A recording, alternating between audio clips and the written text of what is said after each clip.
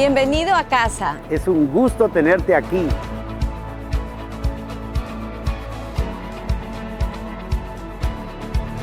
Esta es la casa de Dios, donde habita su presencia. Su gloria fluye en la reunión de los santos.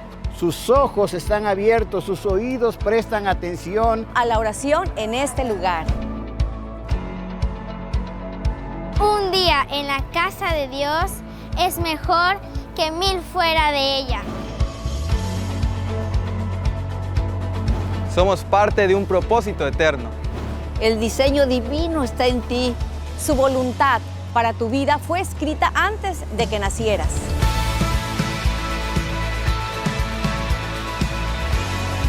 Recuerda, Eres hijo de Dios llamado a ser a su imagen y semejanza. creado para una vida extraordinaria, Llena del Espíritu Santo. saturada del amor de Dios. estás aquí para ser luz del mundo. Estás aquí para ser sal de la tierra. Y mostrar la grandeza de Dios en todo lugar. Con tus actos, Y sus palabras.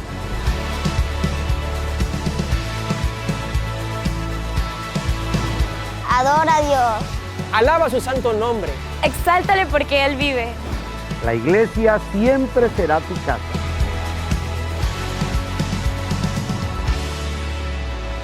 Bienvenido. bienvenido. Bienvenido. Bienvenido. ¡Bienvenido! Bienvenido a Jesucristo, es la vida eterna.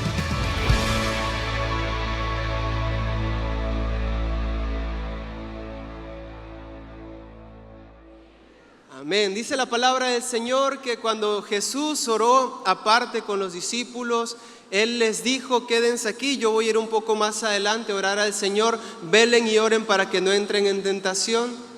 Dice la Biblia que cuando Él terminó de orar, regresó con los discípulos y los halló durmiendo. Saben, hermanos, si el Señor está en este lugar, se está paseando a nuestro alrededor, ten mucho cuidado que no te halle durmiendo en este día y especialmente a la hora de escuchar su palabra. Entiendo lo del calor, entiendo que hay cuestiones que arreglar en cuanto a la electricidad que no están muy bien, pero trata de que en tu mente y corazón estés enfocado en la palabra del Señor, porque es lo más importante. Amén. Una vida edificada sobre la palabra de Dios será siempre bendecida por el Señor. Y quiero en ese sentido que me acompañen en sus Biblias. Vamos a estar meditando en el Evangelio según San Juan, capítulo 1, versículos del 35 al 42. Juan capítulo 1, del 35 al 42. Escúchelo con mucha atención. Si trajo su Biblia, búsquelo y léalo conmigo. Dice así el Evangelio según San Juan, capítulo 1, a partir del versículo número 35. El siguiente día otra vez estaba Juan y 2 de sus discípulos, y mirando a Jesús que andaba por allí, dijo: he aquí el Cordero de Dios. Le oyeron hablar los 2 discípulos y siguieron a Jesús. Y volviéndose Jesús y viendo que le seguían, les dijo: ¿qué buscáis? Ellos le dijeron: Rabí, que traducido es maestro, ¿dónde moras? Les dijo: venid y ved. Fueron y vieron dónde moraba y se quedaron con él aquel día, porque era como la hora 10. Andrés, hermano de Simón Pedro, era uno de los 2 que habían oído a Jesús que habían oído a Juan y habían seguido a Jesús. Este halló primero a su hermano Simón y le dijo: hemos hallado al Mesías, que traducido es el Cristo.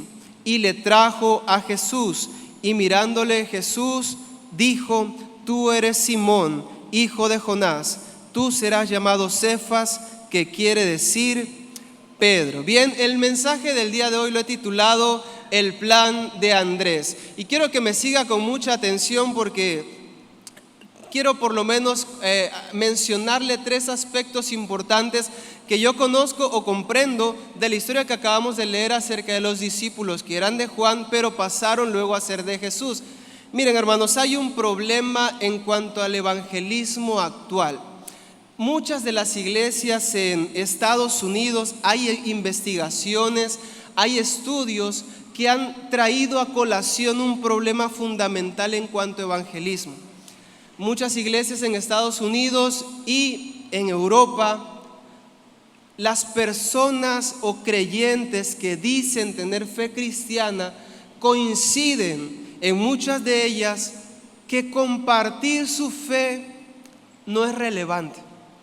Hoy por hoy, en el siglo XXI, muchas iglesias están empezando a pensar que compartir la fe de nuestro Señor Jesucristo no es relevante. Y quiero que hagamos sentido en esta idea, porque está sucediendo, hermanos, en Estados Unidos, en Europa y posiblemente en México también. Posiblemente usted piense lo mismo. Y piensan que no es relevante porque tan importante es mi fe en el Señor, tan relevante e importante es mi fe subjetiva como lo que tú puedas creer.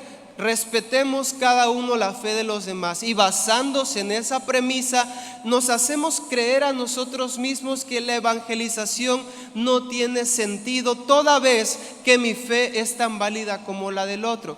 Partamos, mis hermanos, de la idea de la importancia de la evangelización.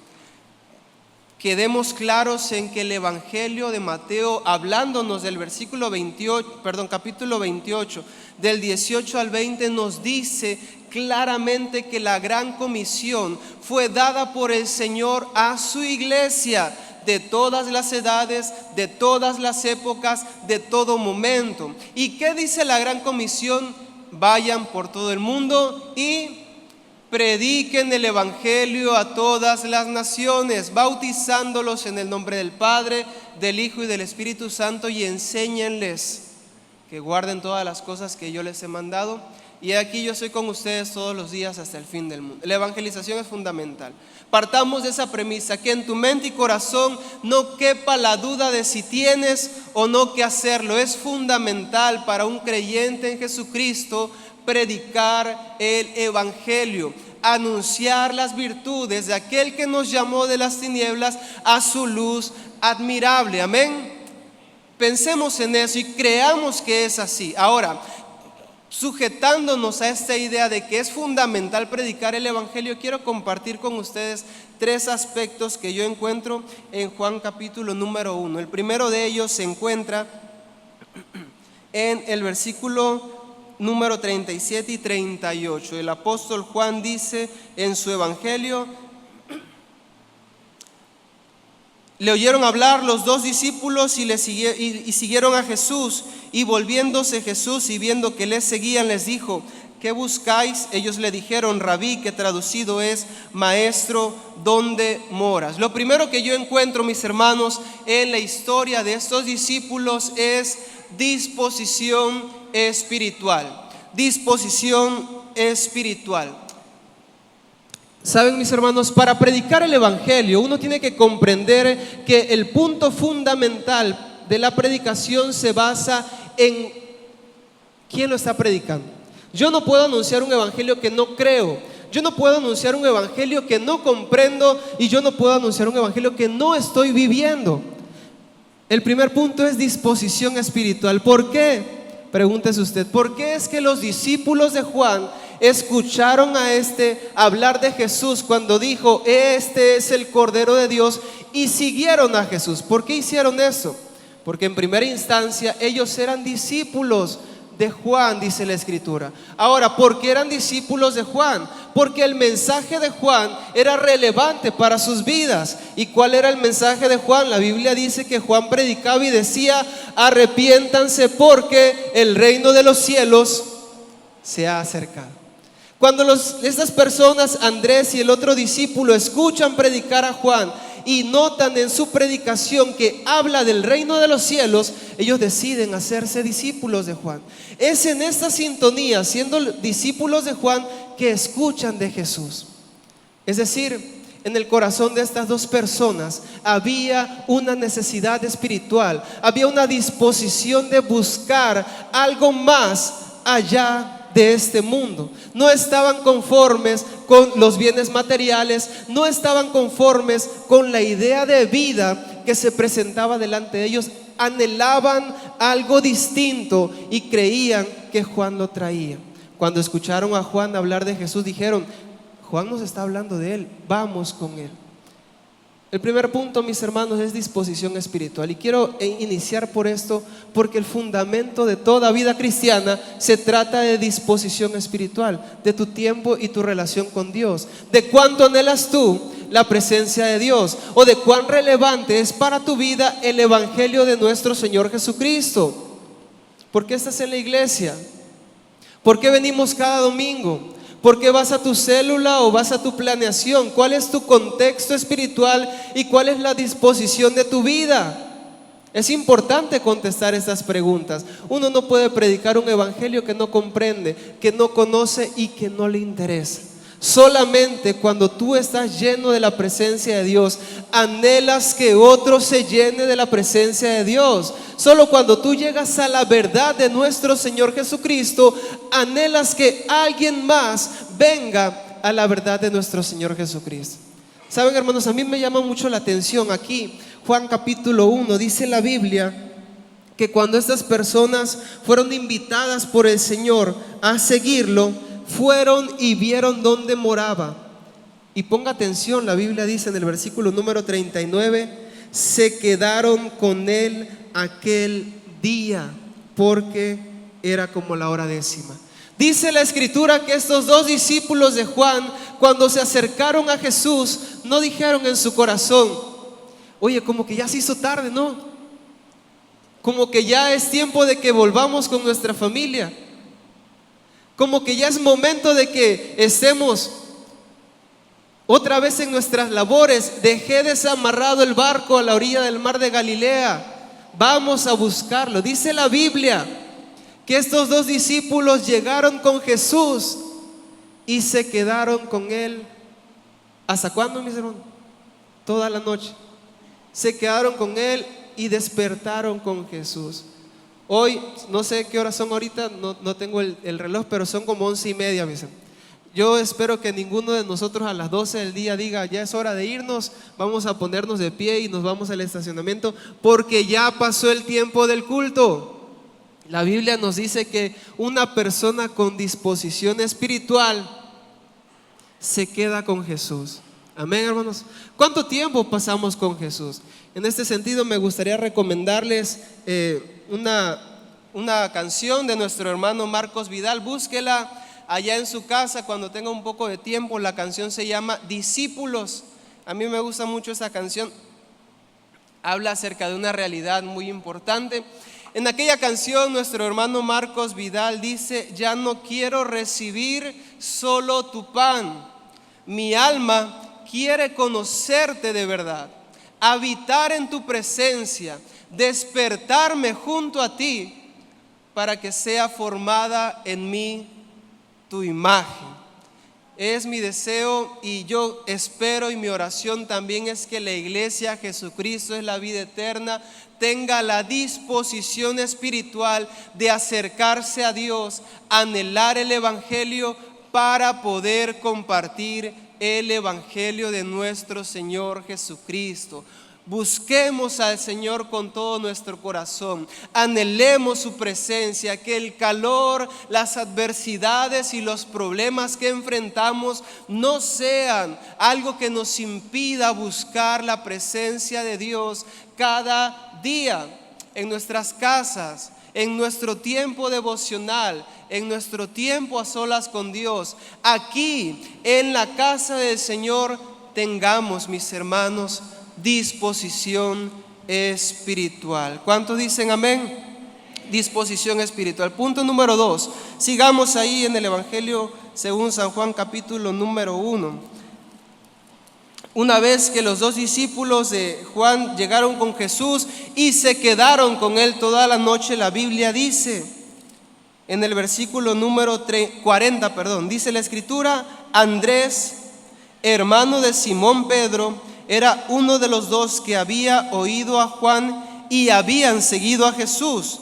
Este halló primero a su hermano Simón y le dijo: hemos hallado al Mesías, que traducido es el Cristo. Me voy a detener ahí, mis hermanos. El segundo punto que quiero compartir con ustedes, una vez que usted tiene disposición espiritual y en su corazón hay una búsqueda constante de Dios, lo segundo que quiero compartirles es la importancia del mensaje.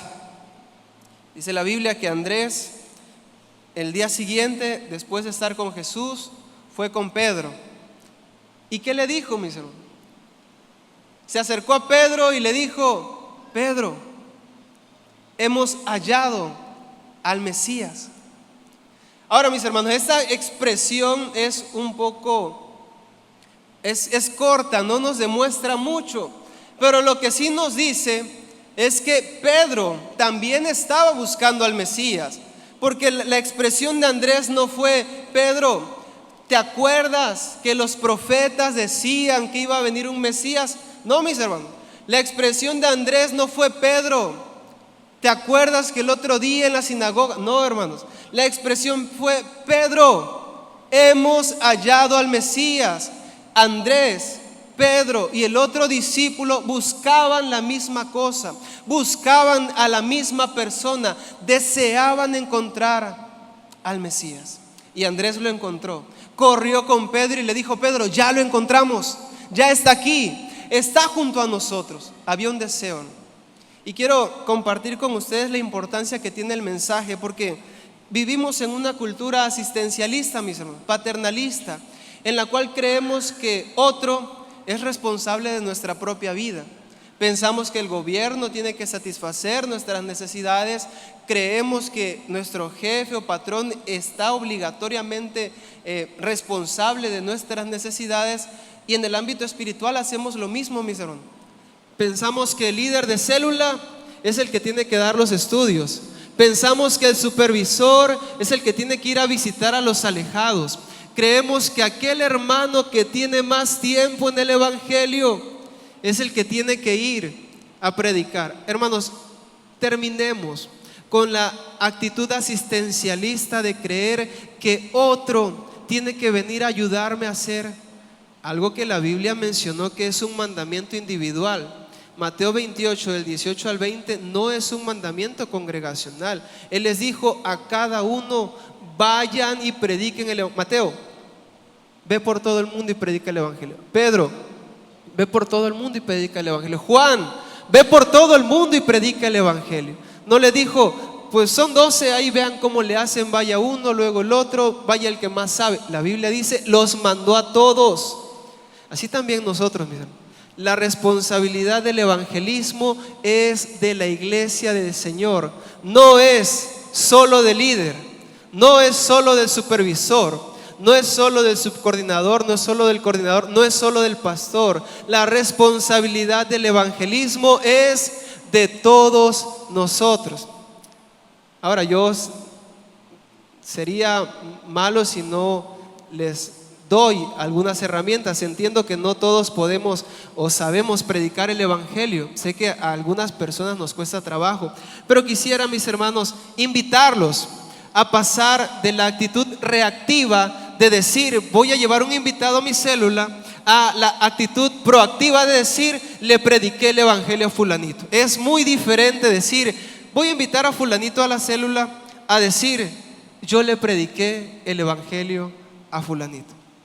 Porque decir voy a invitarlo a la célula significa: oye, te invito a una célula.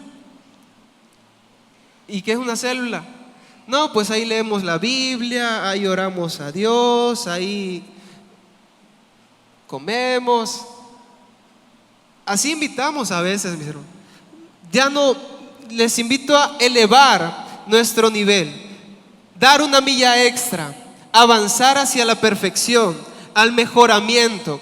Ya olvidemos la actitud de decir: pues yo voy a buscar un invitado. Saquemos eso de nuestra mente y empecemos a decir: yo voy a buscar una persona a la cual predicarle el evangelio de nuestro Señor Jesucristo. Saben, a mí me encanta predicar el evangelio. Me encanta cuando un hermano viene conmigo y me dice: oye, hermano, me gustaría que me acompañaras a ver a cierta persona, quiero que le prediquemos el evangelio. Mi corazón se alegra, pero se alegra más mi corazón cuando viene un hermano conmigo y me dice: hermano, este es fulanito, yo le prediqué el evangelio. Aquí está conmigo, ya vino al templo, ya fue a la célula. Ya no le hagas el llamado para recibir al Señor, ya lo recibió porque yo ya le prediqué el evangelio. Y mi corazón se alegra más. Se alegra por los dos, pero se alegra más por uno. Y no piense, mi hermano, que le estoy diciendo, pues ya no invita a nadie. No, quiero que pasemos a un nivel mayor, que vayamos más adelante. El Señor nos llama a crecer como hijos suyos y parte de ese crecimiento involucra la predicación del evangelio. Ahora, ¿cómo podemos hacerlo? Rápidamente voy a darles 3 herramientas que por lo menos a mí me sirven mucho para la predicación del evangelio. La primera de ellas, no sé si usted se ha enterado o conoce los estudios para nuevos creyentes de nuestra iglesia. Le voy a dar una sinopsis muy pequeña respecto del primero, porque si usted quiere predicar el evangelio, el primer estudio de nuevos creyentes le va a ayudar muchísimo. El estudio se llama La necesidad de Jesucristo y aborda temas fundamentales como la separación del hombre de Dios, la naturaleza divina, la naturaleza terrena, la conformación de la naturaleza humana y cómo es que el separarnos de Dios hace que esa naturaleza caída nos lleve a una sociedad de autodestrucción. Pero ese estudio también nos dice que hay una respuesta de parte de Dios, que es nuestro Señor Jesucristo, y termina ese estudio con un llamado a la acción de decir: para que tu naturaleza sea diferente, necesitas acercarte al Señor. Yo quiero invitarle a que se acerque a su coordinador, al pastor, a su supervisor, a su propio líder y dígale: hermano, dame una copia del estudio número 1. Quiero aprender a predicar el evangelio. Y el hermano dijo que este estudio es muy bueno para hacer eso. Hágalo, mi hermano, tendrá mucha bendición si usted empieza a caminar en razón del evangelismo. Por un lado tenemos el estudio número 1 para nuevos creyentes, yo creo que puede ser de mucha bendición. Por otro lado, mis hermanos, otra herramienta que nos puede ayudar para la evangelización es algo que conocemos como las 4 leyes espirituales. Las 4 leyes espirituales fueron diseñadas originalmente por un hermano que se llama Bill Bright. Bill Bright es el fundador de un movimiento llamado Cruzada Estudiantil y Profesional para Cristo. Bill Bright diseñó una herramienta que permite predicar el evangelio. Yo soy una persona, usted, para los que me conocen más cercano, soy una persona tímida. Me cuesta trabajo hablar con los demás. Aunque usted no lo crea, me cuesta mucho trabajo mantener una conversación muy larga. Mi esposa y yo tenemos problemas porque ella habla mucho y yo hablo muy poco. Entonces, ahí vamos sobrellevando la situación. Pero si usted es como yo, de los que les cuesta trabajo hacer una conversación, si le cuesta trabajo hablar con los demás, si de repente dice, bueno, ¿y qué le digo?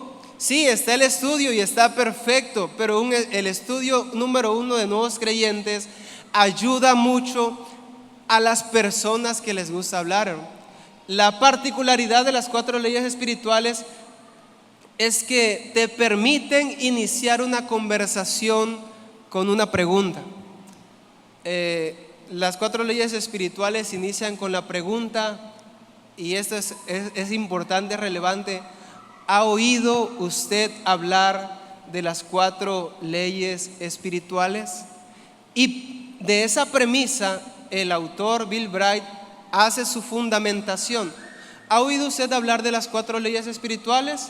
Si te dice, bueno, sí, ya las he escuchado, perfecto, vamos sobre las 4 leyes. Si te dice, la verdad es que no, nunca he escuchado acerca de ellas, las 4 leyes espirituales dicen: así como hay leyes que rigen la naturaleza, también hay leyes que rigen nuestra relación con Dios. La primera de ellas es, la primera ley: Dios te ama y tiene un plan maravilloso para tu vida. La segunda ley es: el hombre es pecador, está separado de Dios y por lo tanto no puede conocer ni experimentar el amor y el plan de Dios para su vida. La tercera ley es: Jesucristo es la respuesta de Dios para el problema del pecado, y así el pecador pueda conocer y experimentar el plan y el amor de Dios para su vida. Y la cuarta ley espiritual es: necesitas aceptar y reconocer a Jesucristo en tu vida para conocer el amor de Dios, conocer y experimentar el amor de Dios y su plan para tu vida. 4 leyes. Si a usted se le dificulta hablar con las personas, inicie con una pregunta, converse respecto de esto. Si quiere tener un poco más de información respecto de las leyes, porque no tenemos mucho tiempo aquí ahorita, acérquese con su coordinador. Yo estoy seguro que él las conoce y podrá compartirlas con usted. Acérquese conmigo también, si quiere, en su momento podemos platicar sobre ello. Y especialmente invito a que se acerquen a nuestro hermano coordinador número 6, nuestro hermano Alexei. Él compartió el día de ayer estas leyes espirituales con el Ministerio de Jóvenes, con Impacto Juvenil, así que hoy las tiene muy frescas. Acérquese con él, también él puede apoyarle. Lo importante, mis hermanos, es predicar el Evangelio. La premisa de este mensaje es: no esperes que alguien más lo haga, hazlo tú. Y estas son las herramientas que te pueden ayudar a hacerlo: el estudio número 1 y las 4 leyes espirituales. Hay una tercera herramienta de la cual quiero hablarles, y es el testimonio personal. ¿Saben, hermanos? Yo conozco mucha gente que tiene un testimonio muy impactante. Personas que fueron rescatadas por el Señor del alcoholismo. ¿Cuántos hay así? Personas que fueron rescatadas de los vicios, de la drogadicción. Personas a las cuales el Señor restauró su familia, los sacó de malas compañías, los trajo al Evangelio estando rotos, estando quebrados, siendo personas que estaban en una condición muy difícil. De ahí los rescata el Señor y los trae y los sienta, dice la Biblia, con los príncipes de su iglesia. Yo los conozco, mis hermanos. El problema que en ocasiones yo encuentro es que pasar de lo que experimentamos a poder compartirlo con los demás es muy difícil. Dar un buen testimonio personal es muy difícil, porque a veces lo que el Señor hizo en nuestras vidas se pierde en relatos, en historias, en no saber llevar el orden de tu testimonio. En decir: sí, el Señor me salvó, pero es que antes de eso pasó esto otro, y luego me pasó lo otro. Luego sí recibí al Señor, pero luego me pasó esto otro, y luego sucedió esto otro. Resulta que el testimonio no tiene impacto en nadie porque no lo sabemos contar. Y esa es la tercera herramienta: tu testimonio personal. Lo que el Señor hizo en tu vida, aprende a contarlo, aprende a expresarlo, aprende a decirlo. Hay 3 preguntas fundamentales que tu testimonio personal tiene que contestar si lo quieres utilizar como una herramienta evangelística. Primero, ¿dónde estabas? Tu condición anterior. Segundo, ¿cómo fue que el Señor te llamó y te trajo a su presencia? Tu proceso con Dios. Y tercero, ¿cómo estás el día de hoy? ¿Dónde estabas? El proceso que Dios hizo en tu vida y cómo te encuentras el día de hoy. Si esas 3 preguntas tú las contestas en tu testimonio personal, es una herramienta muy importante que tú puedes utilizar. Ahora, también es cierto que tu testimonio personal tiene que tener la coherencia de decir: yo soy esto, el Señor me sacó así de esa situación, ahora estoy en esto. Pero hay coherencia y congruencia. No puede ser que le digamos a la gente: el Señor me sacó del alcoholismo, y la semana próxima me encuentra con una cerveza. Tenemos que tener coherencia, congruencia en cuanto a nuestro testimonio. Quiero darles unos pasajes para que ustedes los estudien en su casa acerca de el testimonio personal. Si alguien en la Biblia nos habla de testimonio personal, es el apóstol Pablo.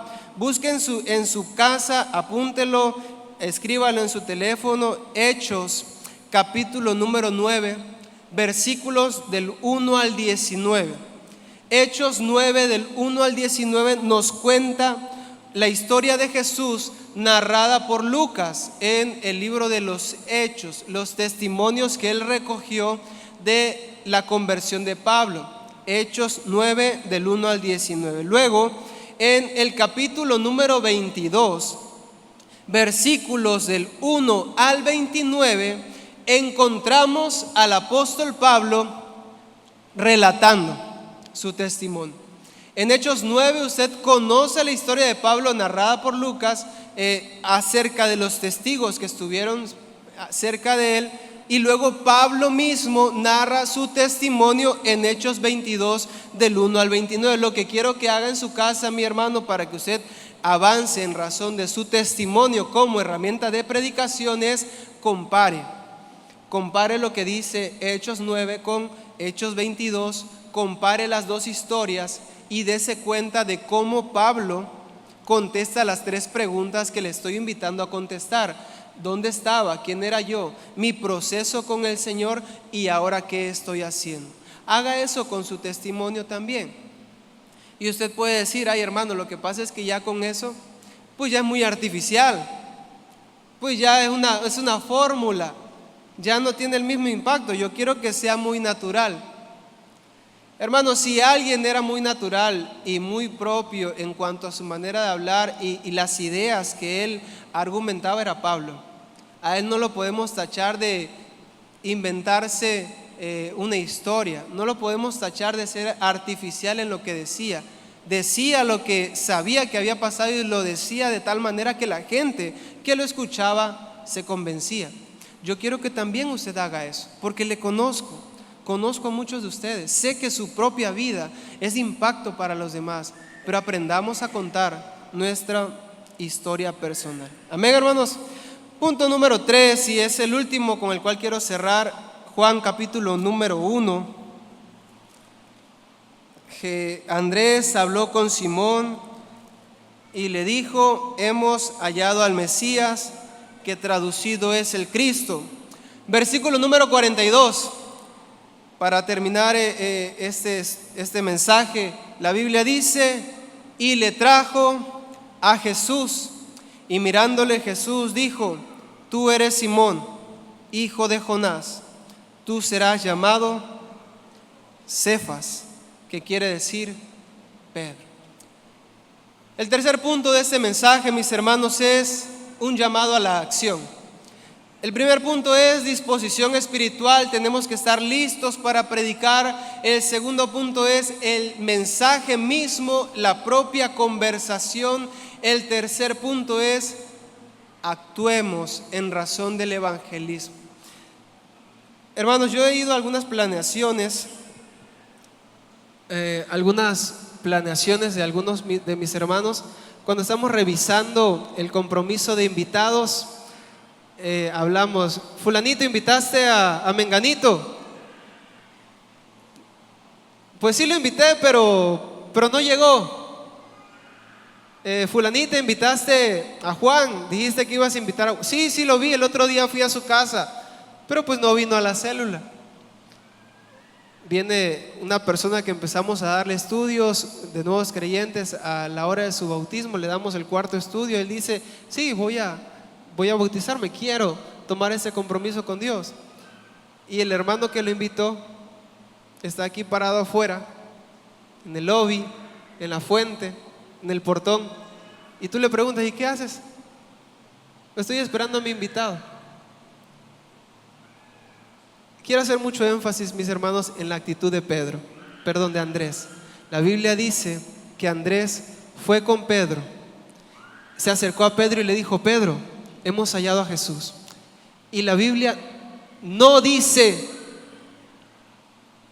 que Andrés le haya dicho a Pedro, sí, allá lo encontramos, en el mar de Galilea, ahí por donde ponemos los barcos, las barcas, ahí estaba Jesús predicando. Si quieres te veo ahí como a eso de las 4 de la tarde, ahí vamos a encontrar a Jesús predicándole, allá te veo, sale, nos vemos. No, hermano. La Biblia dice que Andrés le dijo a Pedro, hemos hallado a Jesús, Y la escritura textualmente dice, le trajo a Jesús. Andrés fue por Pedro, le habló de Jesús y lo trajo. Yo, si tengo que darle un concepto a esa acción, diría asistencia espiritual.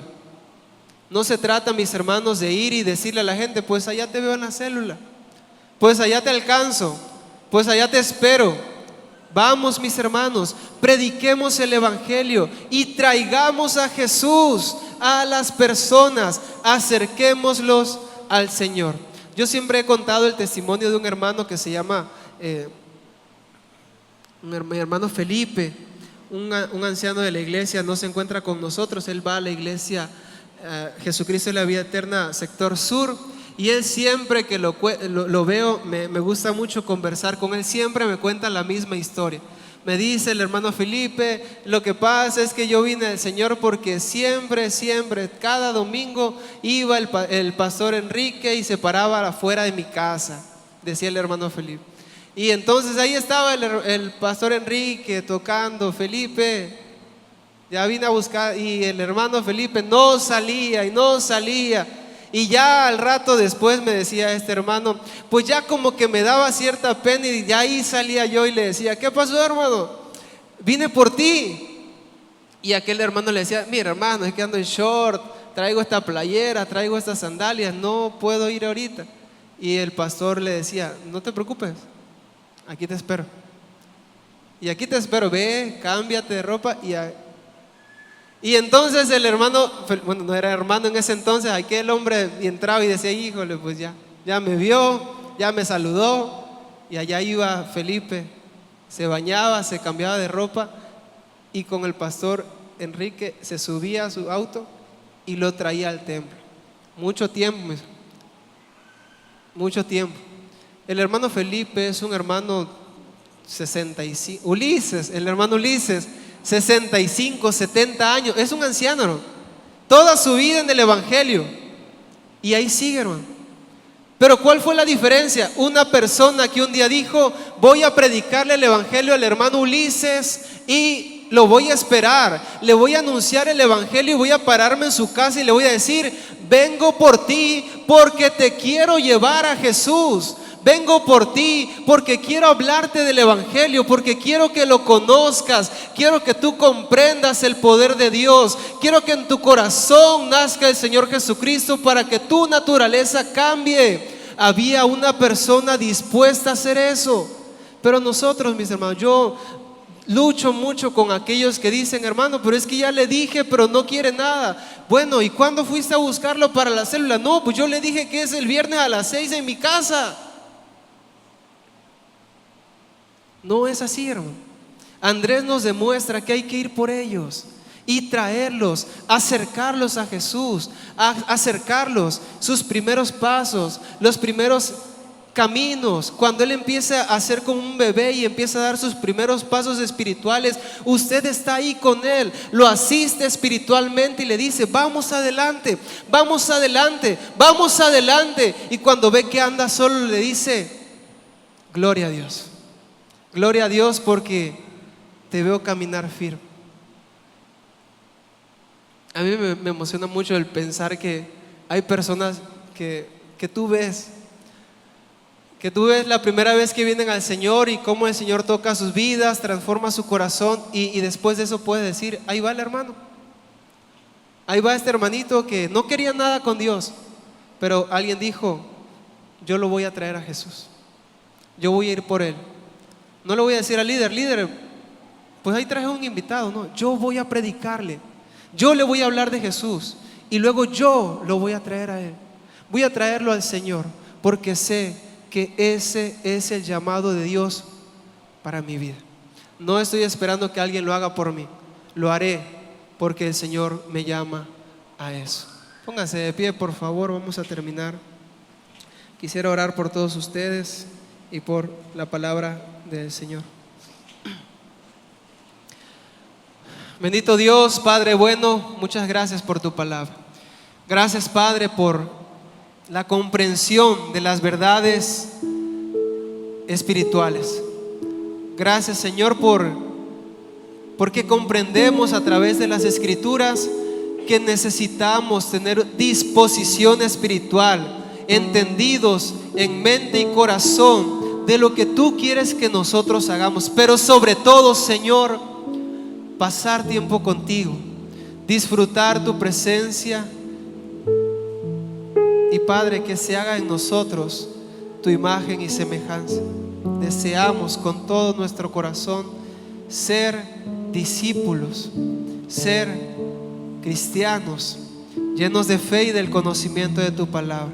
Ayúdanos a capacitarnos, a que a través de estas herramientas, el estudio número 1, las 4 leyes espirituales o nuestro propio testimonio personal, podamos ir al mundo y predicar tu palabra. No esperar que el líder, supervisor o pastor vayan a buscarlos. Yo, Señor, quiero comprometerme contigo y con el evangelismo, porque sé que es un llamado que tú me haces a mí como tu hijo, a mí, Padre. Ayúdame a comprometerme e ir por ellos y predicar tu palabra.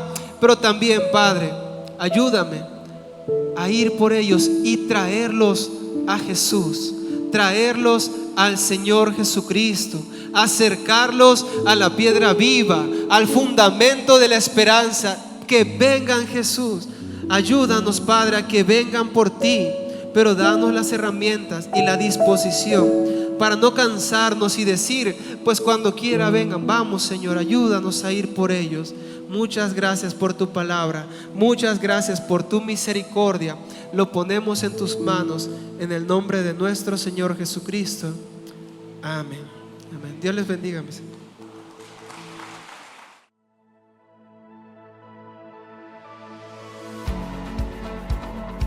Bienvenido a casa. Es un gusto tenerte aquí.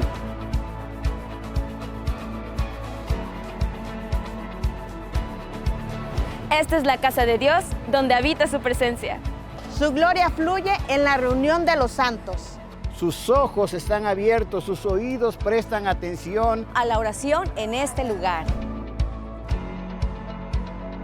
Un día en la casa de Dios es mejor que 1000 fuera de ella. Somos parte de un propósito eterno. El diseño divino está en ti. Su voluntad para tu vida fue escrita antes de que nacieras.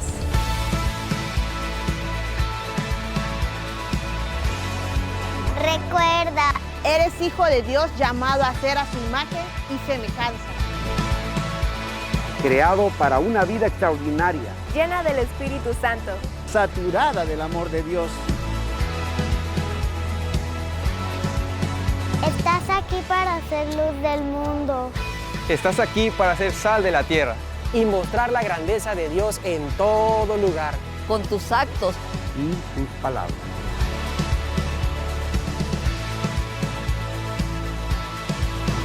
Adora a Dios. Alaba su santo nombre. Exáltale porque Él vive.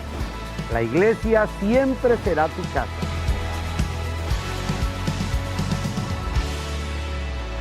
Bienvenido. bienvenido. Bienvenido. Bienvenido. ¡Bienvenido! Bienvenido a Jesucristo, es la vida eterna.